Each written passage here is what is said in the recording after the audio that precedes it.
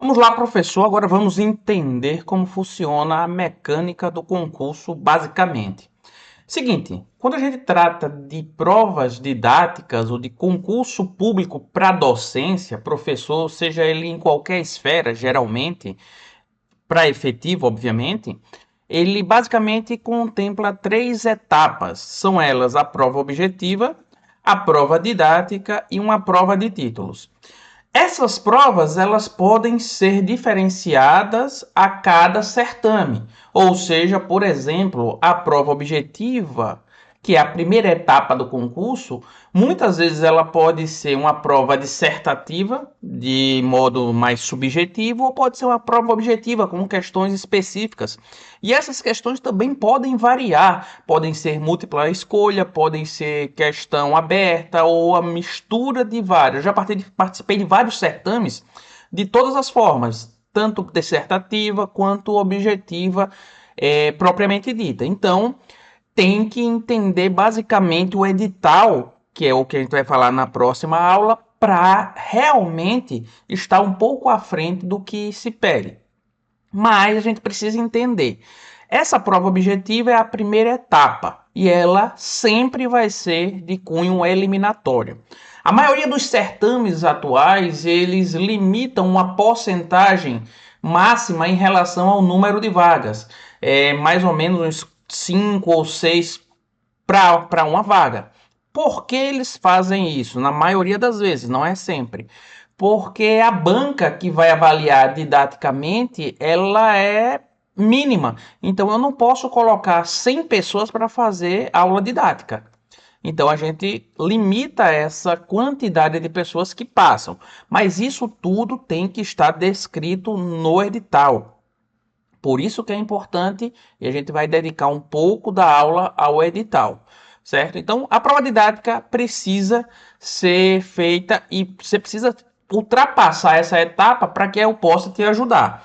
Então, eu imagino que você está na fase da didática ou está estudando para um concurso e quer entender mais essa fase tão importante.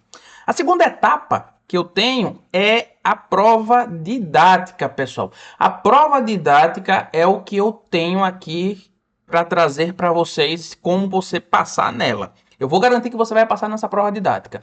Então, o que é a prova didática? Basicamente, ela se resume a uma aula onde a gente tem um determinado número de pontos a ser sorteado, geralmente também 24 horas antes da execução dessa prova, faz-se o sorteio e você no dia seguinte também, mediante uma lista de sorteio aleatório dentre os participantes, você vai apresentar a sua aula. Detalhe importante: a maioria dos certames eles não contam com ferramentas extras para a sala de aula, apenas pincel e giz ou quadro e apagador.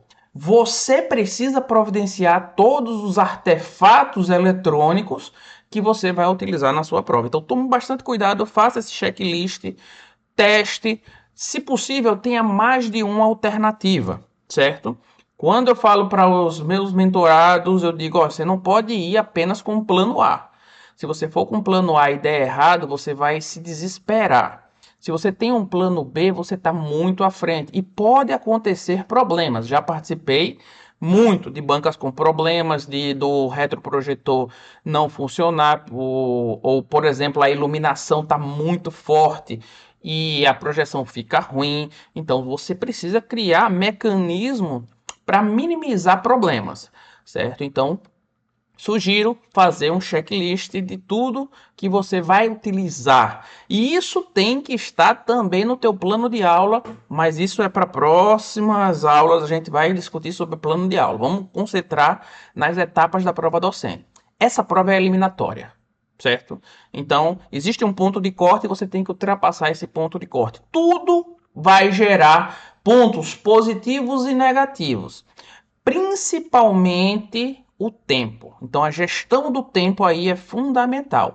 Só que você não pode ficar desesperado porque vai dar a entender que você não tem controle do seu tempo, do seu timing de professor. Mas você precisa efetivamente gerir esse tempo para não ter problema e passar por todas as etapas da aula. E existem etapas, sim, para ser cumpridas em uma aula, certo? Vamos também discutir isso nas próximas aulas. Aqui eu quero só falar um pouco sobre as etapas. A próxima etapa, e não menos importante, é a etapa de títulos. A etapa de títulos, obviamente, ela é a etapa classificatória, ou seja, ela não vai te eliminar, mas acontece muito de você se preparar para a prova objetiva, para a prova didática, mas você não tem uma bagagem curricular que te habilite, ou seja, você ainda não tem mestrado, doutorado, especialização e assim por diante, que vão pontuando nessa etapa de títulos.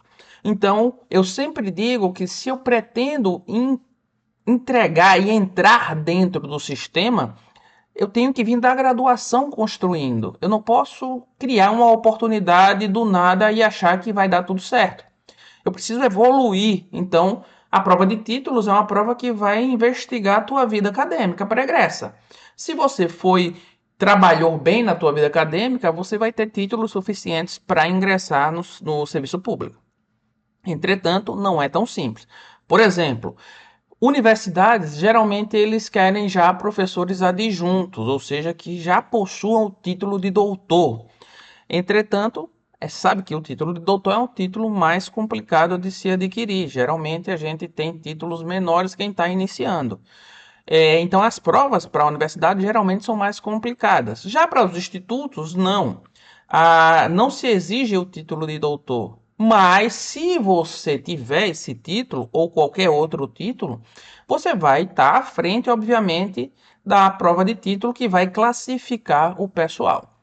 Beleza? Existe uma quarta etapa, pessoal, e aí eu quero ter um bocado de cuidado com vocês, que é a etapa de defesa de projeto.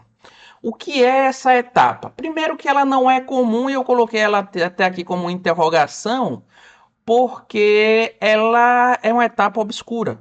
Particularmente, eu nunca participei de um concurso com essa etapa, certo? Eu já participei de concursos em que a banca poderia fazer algumas perguntas e assim por diante discutir, que também voltou a ser tema mais oficial, a banca poder fazer perguntas, o que geralmente não era permitido. Eu, particularmente, não concordo com a pergunta da banca para os determinados candidatos. Primeiro, porque pode criar uma desvantagem entre candidatos. Então, se as perguntas não são iguais, ele cria uma certa distância. Entretanto, obviamente, a gente sabe que o candidato necessita estar preparado. Se ele está preparado, não vejo problema. Mas, assim, ainda assim, eu gosto mais da isonomia do processo.